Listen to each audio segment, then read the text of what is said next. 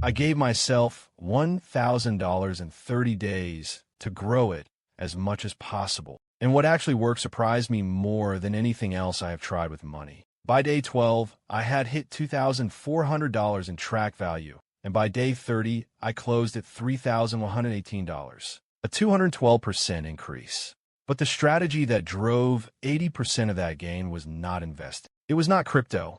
It was not picking stocks. Stick with me, because the third move I made is the one nobody on YouTube talks about, and it is the reason most 30-day money challenges fail. Look, quick reminder, this is not financial advice. It is for educational purposes only. Always do your own research before any money decision. Honestly, move number one was the boring one. I called every recurring subscription on my credit card statement and asked for either a discount or to cancel. Netflix, the gym, 2 SaaS tools I forgot I signed up for, my car insurance, and even my cell phone provider. In 4 hours of phone calls, I cut $187 in monthly recurring charges. That is $2,244 per year. Not in 30 days, in 12 months, with zero risk and 1 Saturday afternoon of work. Look, most people skip this step because it feels small. But here is the math that changed how I think about money. $1 saved is worth more than $1 earned. When you earn $1, the IRS takes roughly 22 cents in federal tax, another 7 cents in state tax, depending on where you live, and 7.65 cents in payroll tax. You keep about 63 cents. When you cut $1 in expenses, you keep 100 cents. Cutting $187 a month in subscriptions is the same as a $300 a month raise after tax. So in 24 hours, I had effectively given myself $3,600 a year raise. And I had not even touched the $1,000 yet. Right, move number 2. This is where it gets interesting. I took $500 of the $1,000 and put it into a high-yield savings account, paying 4.35% annual interest. Then I used the same account as a buffer to avoid a single $60 overdraft fee on my checking account in week 3 when an unexpected charge hit. That $500 earned about $1.80 in interest over 30 days. Not much, but the buffer saved me $60 in fees. Net 30-day gain on that move, $61.80 on $500 deployed. That is a 12.36% return in 30 days. Annualized, that is over 150%. And the only risk I took was opening 1 extra bank account. Now here is where most people would tell you to put the other $500 into the stock market or crypto. I did not. And this is the move I want you to pay attention to. Look, I would love to know, what is the biggest subscription you canceled this? Drop in the comments.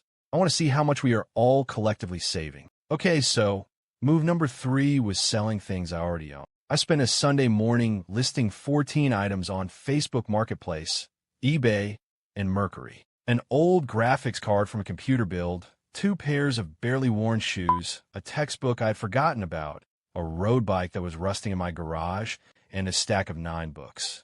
Nothing fancy. Nothing I had bought specifically to flip. Just stuff that had been sitting and used for 6 months or more. Right, by day 20, all 14 items had sold. Total raised, $1,847. The graphics card alone went for $920. The road bike went for $410.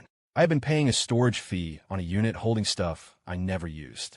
I canceled that too, which freed up another $42 a month going forward. Now here is the part most YouTube channels will not tell you, because it is not glamorous. Selling your stuff is not scaling. You cannot do this forever, but for a 30-day sprint to grow a starting stake, it is the highest single move you can make per hour of effort, and it has 0 downside. You're not betting on a stock going up. You're converting a liquid value you already own into liquid cash you can deploy.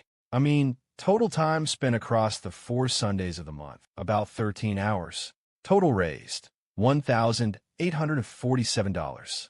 That is an effective hourly wage of $142 an hour, tax-free for individual items under the federal reporting threshold. So let me add this up.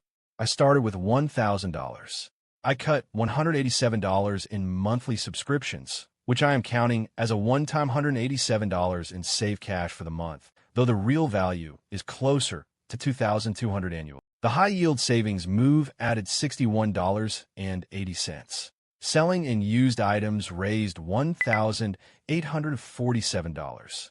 Adding everything together, 1,000 starting plus 187, saved plus 61.80 in interest, and avoided fees plus 1,847 in liquidation. That is $3,095.80. Close enough to my final track value of $3,118 after small spending and rounding. But here is what I want you to take away from this. The most important number was not the 3,000. It was the 87% of the gain that came from moves with zero investment risk. Most 30-day money challenges fail because people try to triple their money on options trades or meme coins, lose 90%, and quit. The actual highest return strategy is to attack 3 buckets.